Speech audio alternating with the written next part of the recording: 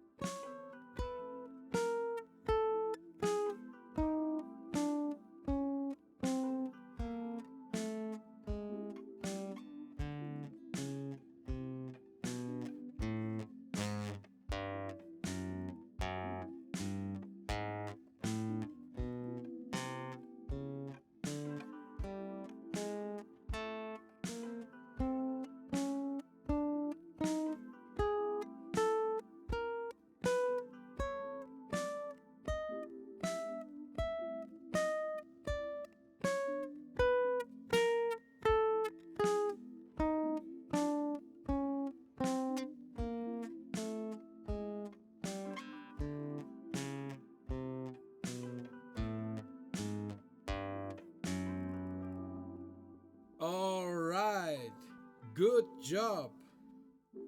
Thank you for watching, and let me know if this exercise brings you near to your free playing. And don't forget, playing guitar is not a one-night stand. It's a never-ending love story. Ciao!